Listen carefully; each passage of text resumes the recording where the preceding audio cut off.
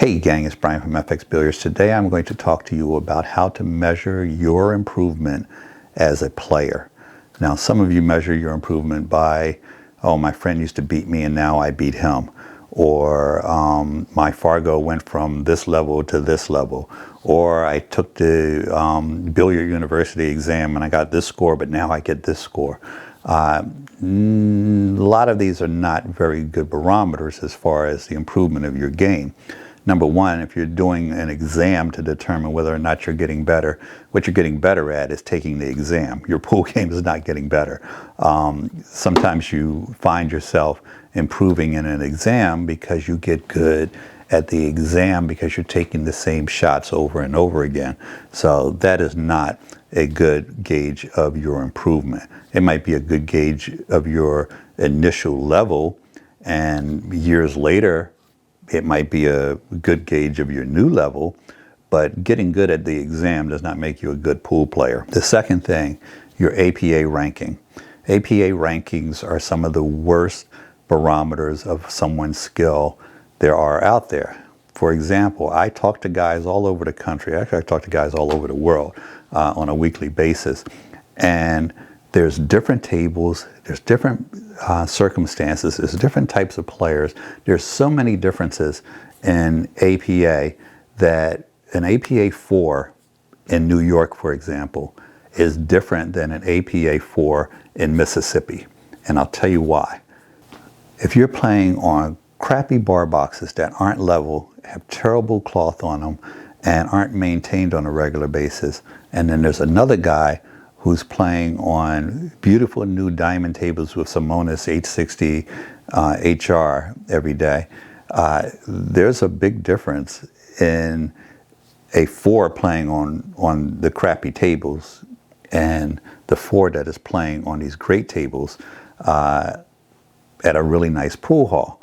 So be careful about these APA rankings. Also, a lot of players that you used to beat and now they beat you may be sandbagging. Another problem with APA rankings is that there's a lot of sandbagging. I'll give you an example. Quick story. Years ago, when I was playing APA, I show up an hour early. I always got there early so I could get used to the table, but I'm playing on my home court. And I show up an hour early, and there's a guy there, and he's warming up on a table beside me. I don't know him. I've never met him before. We'll call him Brendan, and because his name is Brendan, by the way. So I said, "Hey, you want to shoot some games?" We introduce ourselves. He said, "Sure, let's play some 8-ball." So I play Brendan, and I am ecstatic because this guy can play. And if you're an APA 7, you know there's not a lot of guys that give you competition. Heads up, in the APA, less than 5% of the league, has to be less than 5%, are 7s. And by the way, that's a dying breed for a number of reasons. So unless you play in the Masters, you don't run into a lot of other guys that can play with you. Now, Brendan did not play as a 7, but he could easily be a 6. So I was, very happy to find somebody that I could play with and was giving me a challenge for an hour while I waited for our team to show up and for the match to start. And I could tell he had skills. I could tell by his shot selection, his stroke, and everything. He had all the pieces in place. And I'm thinking, this would be a good guy on my team. He'd probably be a 6 or something like that. Well, league night starts. I find out he already plays in the APA. His team is going to be playing over there. My team is going to be playing over here. And Brendan is a 4. I'm like, well, that's not right. He shouldn't be a 4. Maybe he's new in the league. The system just hasn't caught up with him yet. Been in the league for 5 years. 5 years longer than me. I'm like, well, I don't get it. Then I find out his entire team has been sandbagging their way to Vegas year after year. And it just goes to show that these APA rankings don't have much weight, because if you get a bunch of people that decide to cheat the system, all bets are off. And later on, he moved up to a 5. I'm sure somebody wrote a letter, because I used to tease him that I was going to write a letter if they didn't move him up. He should have been a 6, but he did get moved up to a 5. But he had a whole team. I played against his coach, who should have been a solid 7, who was playing at a 6 for a very long period of time. So just about everybody on their team was playing about one level lower than they should. How do you rank your personal improvement? Since Bryan said you shouldn't use your Fargo score, and Bryan said you shouldn't use the guys that you used to beat in the APA, and now they beat you, and Bryan said that you shouldn't use your APA level, how do you measure your improvement? Well, I'm going to teach you a very simple system that you can start today, and you can use it for the next 20 years.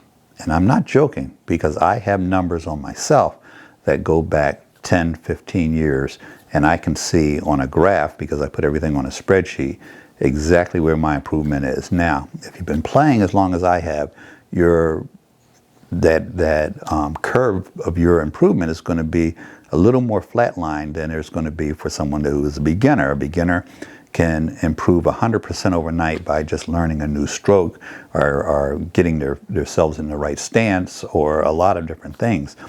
Guys that take lessons, I give guys lessons online. I've had people probably improve their game by 30% almost overnight, just by working on their stroke or their stance, or teaching them a new shot that they couldn't do before. I recommend that you measure yourself at the minimum once a week, once a month. But the more frequently you do it, if you do it every day, you're going to have much better numbers than if you do it once a month. So you can do this every day. It can be part of your practice session. And if you keep good numbers, you'll be able to get a good judge of your improvement. So you're going to do this on the same piece of equipment if possible. If you're not going to have access to the same piece of equipment, do something that is going to be easily accessible. For example, test yourself on a 9-foot gold crown table, because you're going to be able to find them in pool halls for the next 30 years. They've been there for God knows how many years, and they're going to be there going forward. So if you have a table at home, you can do this on your table, but don't measure yourself one day on a 7-foot bar box and then try to use the same system on a 9-foot gold crown table. It's just not going to work.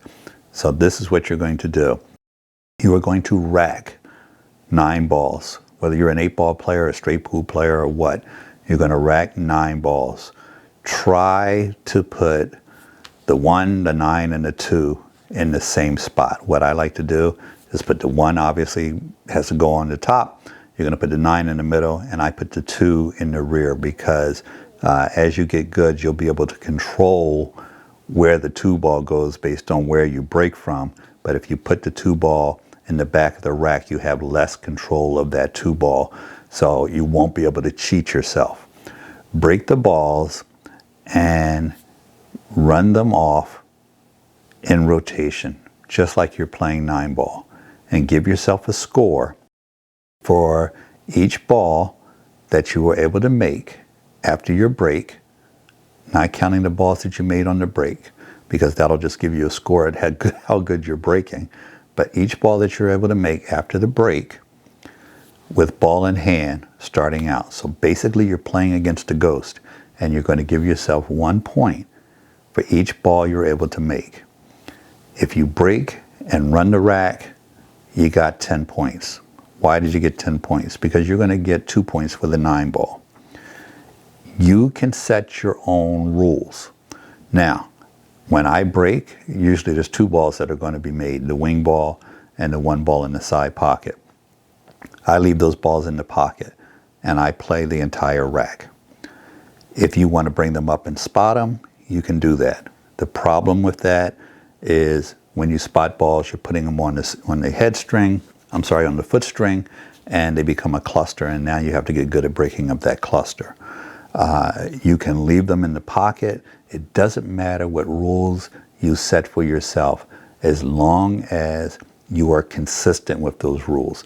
If you're going to keep the balls in the pocket, keep them in the pocket every time you test it. If you're going to count the balls you make on your break or you're not going to count them, whatever the case is, use the same system. And you will have a number. You will break and run, and I made 3 balls, I got 3 points. You put down 3. You're going to do it again. You're going to do it 10 times, and you're going to have 10 numbers. And what you're going to do is add those numbers up and divide that by 10, and that is going to be your score. And you will have a baseline for just how good you are. A lot of you, your score, if you don't count the balls that you made on the break, a lot of you, your score is going to be 3. You're probably going to run 3 balls. If you're an advanced player, you guys see us, break and run 9-ball racks all the time, especially with ball in hand. If you're an advanced player, you're going to have much higher numbers.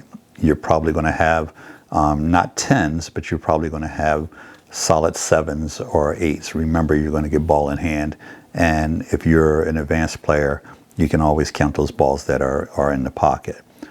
The reason you're going to get 2 points for the 9 ball is because it will tempt you. You'll take some shots that will be combinations. You'll be trying to make the 9 because that's the rule in 9 ball. You're trying to make the 9. If you get through the rack as an advanced player and you beat the ghost, instead of getting 9 points, you're going to get 10 because you'll make the 9 ball. It shouldn't be confusing to you guys for this simple reason. You get to make up your own rules, but stick by those same rules throughout every session.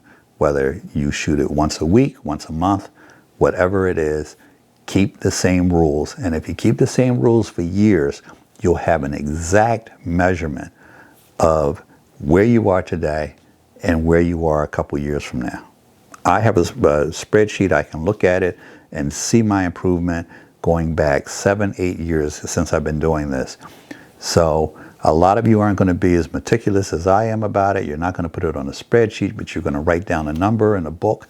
That's fine. But take each rack, count how many balls you make. 1 point for each ball, 2 points for the 9 ball. Write down your number after dividing it by 10. You don't want to do it with just 1 rack or 2 racks or 3 racks. You have to do it with 10 racks because you want to have a legitimate set of numbers to work with. The great thing about this measuring system is it becomes your practice session. So unlike the Billiard University exam, where you're getting good at shooting a 5-foot shot that you're cutting into the corner over and over again, here you're getting good at running racks, which is the name of the game. So even if you're an 8-ball player, use this. Hit me in the comments. Let me know how you guys make out. Like I said, the majority of amateur players, your number is going to be 3 or 4 once you run your 10 racks and divide it by 10. Be honest with yourself. Don't cheat the system. And come up with your own rules and stay consistent on those rules. While we're talking about your own rules, let's talk about some other rules that you might want to put in place. Number 1, if I scratch on the break, my number is 0. That's my own rule. And the reason I play that way is because if I'm playing 9-ball, most of the time I'm playing against a very good player who is going to run out if I scratch on the break. He's going to get ball in hand. There's probably only 7 balls left on the table, and he's going to run them out in most of the places that I play. So I play a scratch on the break is 0. You might want to play a scratch on the break, you get ball in hand, and you can do whatever you want, as long as you are consistent with your rule. I feel that I should be highly punished if I scratch on the break because the consequences are usually an L. So you use a gauge that's good for you, but again, make sure you're playing by the same rules all the time. And guys, once again, if all you do every day is break and run 9-ball racks in rotation, you're going to get good at whatever game you're playing. Whether you're a 9-ball player, a straight pool player, or what, you are going to get better. So keep this in mind and let me know in the comments how you guys make out and if the system worked for you. And if you have a new rule that you like that I haven't talked about, let us know what you're doing so that other guys can get an idea.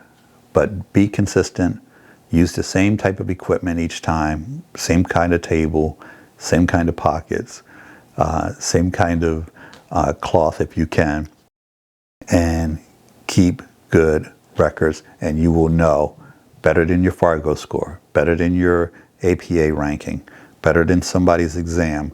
You will know if you are actually getting better. Hit me in the comments, give us a thumbs up, don't forget to subscribe. Have a great day.